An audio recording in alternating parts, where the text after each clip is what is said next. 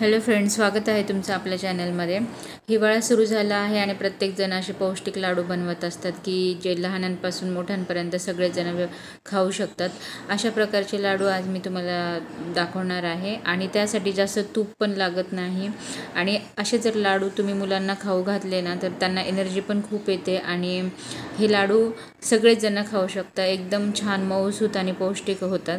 त्यासाठी मी काही जे ड्रायफ्रूट्स घेतलेले आहे त्याच्यामध्ये काजू, बदाम, अक्रोड, शेंगदाणे, खारीक पावडर, थोडासा गूळ आणि तूप पण खूप थोडंसंच लागणार आहे। एकदम कमी तुपामध्ये हे आपण करून घेणार आहे। त्यासाठी कढईमध्ये मी आधी शेंगदाणे भाजून घेतलेले, तेही बिना तुपावरच आपण थोडेसे छान खरपूस शेंगदाणे भाजून घ्यायचे।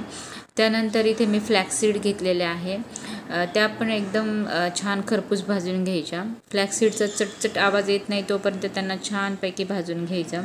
फ्लॅक्सीड भाजून झाल्याच्या नंतर आपण याच्यामध्ये थोडेसे बदाम टाकून घेऊया। बदाम पण व्यवस्थित चांगले खरपूस भाजून घ्यायचे आणि हे सगळे इन्ग्रेडियंट्स आहे ना कमी गॅसवरतीच भाजून घ्यायचे। बदामाला सुद्धा असे भाजताना थोडेसे क्रॅक येतात, म्हणजे आपल्याला कळतं की आतपर्यंत व्यवस्थित बदाम हा भाजला गेलेला आहे। तशाच पद्धतीने तो भाजून घ्यायचा, म्हणजे आतून तो कच्चा वगैरे राहत नाही। आणि त्यानंतर मी थोडेसे अक्रोड घेतले होते, त्यालाही थोडंसं भाजून घेतलेलं आहे। म्हणजे सगळ्या जे काही आपण साहित्य घेतले होते त्यांना छान खरपूस भाजून घ्यायचं आणि बिना तुपाचं भाजायचं आहे। म्हणजे काही लोकांना कसं असतं की जास्त कोणी तूप वगैरे खात नाही किंवा खूपच लाडू तेलकट होता, त्याच्यामुळे जास्त तुपाचा वापर आपण इथे करणार नाही आहे। म्हणून एकदम कमी तुपामध्येच आपण खूप सारे लाडू बनवून घेऊ शकतो। त्यानंतर आता इथे मी थोडेसे काजू घेतले होते, ते पण मी इथे छानपैकी भाजून घेतले। त्यानंतर खोबरं घेतलं होतं, तुम्ही तुमच्या अंदाजाने तुम्हाला जेवढे हवे तेवढं पद्धतीने तुम्ही इन्ग्रेडियंट्स घेऊ शकतात।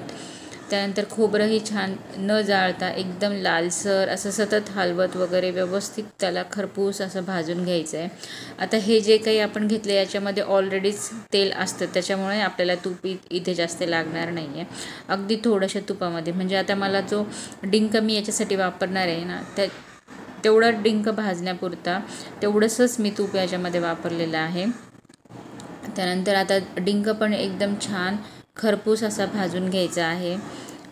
डिंक पण आपल्या हाडांसाठी वगैरे चांगला असतो, त्यामुळे तुम्ही बघा डिंक टाकू शकता आणि एकदम छान तो भाजून झालेला आहे। तर कढईला थोडंसं तूप उरलेलं आहे, त्यामुळे मग मी आता थोड्याशा याच्यामध्ये डाळ्या टाकून घेतलेल्या आहे।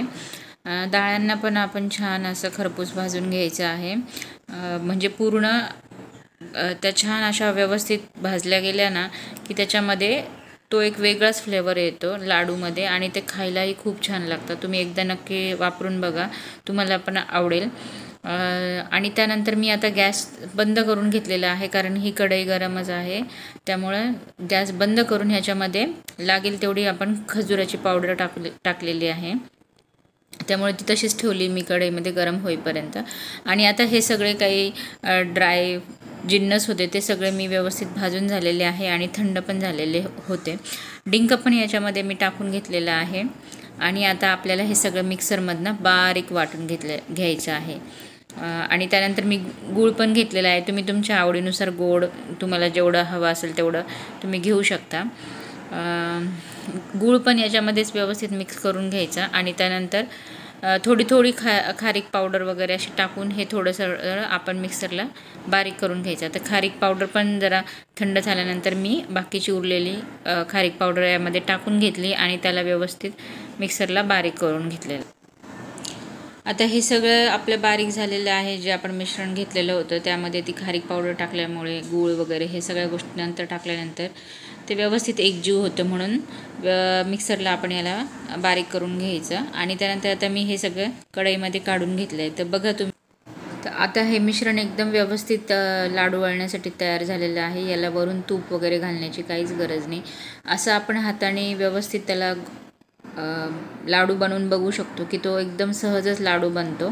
त्यामुळे काही गरजच वाटत नाही की त्याच्यामध्ये वरून आपल्याला तूप वगैरे घालायची आहे। गोड तुम्ही तुमच्या आवडीप्रमाणे गूळ किंवा खारीक पावडर कमी जास्त वाढवू शकतात।